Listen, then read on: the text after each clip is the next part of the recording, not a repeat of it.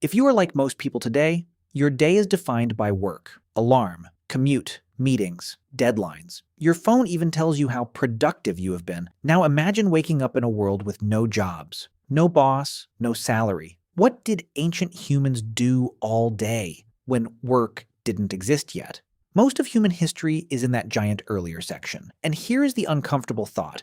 Everything you think you know about how hard life used to be might be wrong. The popular story goes like this. Ancient humans were in constant survival mode. Every waking hour was a fight against starvation, predators, and the cold. It seems obvious why this belief is so common. Our school books show primitive hunters chasing giant animals. Movies show caves, mud, and terror. Even phrases like the daily grind make it sound like work has always been brutal and endless. So we picture hunter-gatherers doing a prehistoric 24/7 hustle. If you stop, you die, right? But the data tells a completely different story. When anthropologists actually went out and measured what people did all day in hunter-gatherer societies, they found something that shocked even them. And here is where the curiosity gap opens. What if the first human had more free time than you do? In the 1960s, anthropologist Richard B. Lee traveled to the Kalahari Desert to live with and study a foraging group often called the Kung or Ju Huansi. He wanted to know in detail how much they actually work. Lee did something simple but powerful. He carefully recorded hour by hour what people did: hunting, gathering, making tools, cooking, caring for kids, resting, talking. Put together, that comes out to about 30 to 40 hours a week on everything needed to survive. Not that different from a modern job schedule, and often less once you add our commute, emails, and chores on top. Anthropologist Marshall Sahlins looked at Lee's data and similar studies in Australia, and called hunter-gatherers the original affluent society. Not because they had lots of stuff, but because they needed very little, and could meet those needs without overworking. Here is the twist. Their work was intense, but it was not constant. It came in bursts, like a difficult hike to gather tubers or a hunting trip, followed by long stretches of social time, rest, and play. And it was not just adults. Studies of groups like the Hadza in Tanzania show children mixing chores with lots of exploration and play outdoors. For them, learning survival skills is part game, part apprenticeship. So when we ask, what did ancient humans do all day? The evidence says they worked,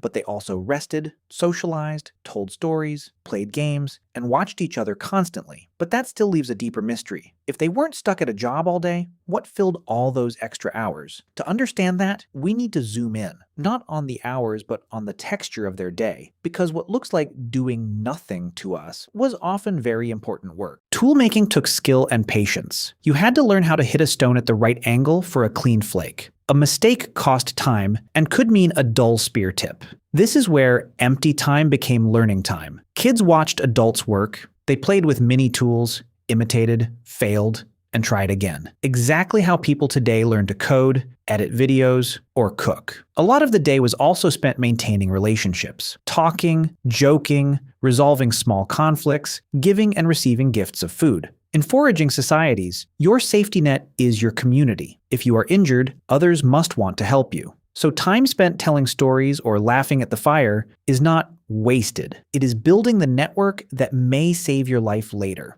In a way, prehistoric days looked less like a job, and more like a constant blend of light physical work, skill practice, childcare, conversation, rituals, and storytelling. And here is where this becomes very relevant to your life today. Our brains are still wired for that mixed pattern. Focus, then movement. Effort, then social connection. Not 8 hours straight in front of a screen. So if this is how ancient humans lived, how did we end up organizing our entire day around jobs and careers instead? When humans began farming, everything changed. People settled in one place. Crops needed planting, weeding, guarding, and harvesting. Studies of groups transitioning from foraging to farming, like the Agta in the Philippines, show that farming communities often work longer hours and have less leisure time than nearby hunter-gatherers. In particular, women in farming groups lose a lot of their free time. Agriculture made food more predictable, but it also pushed humans into more rigid schedules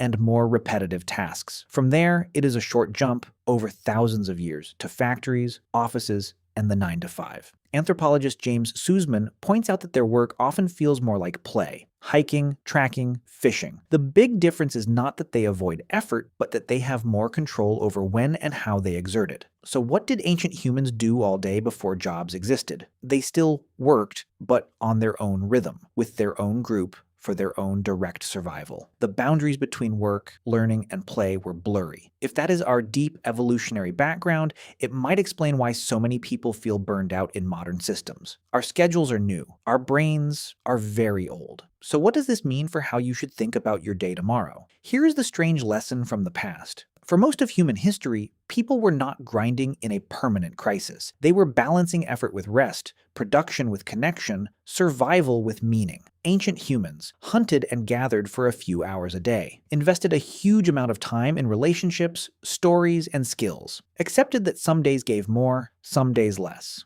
You may not be able to quit your job and move to the savannah, but you can borrow their pattern: shorter bursts of focused effort, more mixing of movement, learning, and social time. Moments where work feels a bit more like play. When you look at the timeline, your job is a tiny experiment at the end of a very long story. Maybe the real question is not, what did ancient humans do all day? Maybe it is, what parts of their day are you missing in yours? Because once you realize that our ancestors may have been the original experts in work-life balance, it becomes much harder to accept a life where your entire day is just a job. So, if you could change 1 hour of your daily routine to make it feel a bit more hunter-gatherer, more movement, more play, more connection, which hour would you start with, and what would you do differently in it?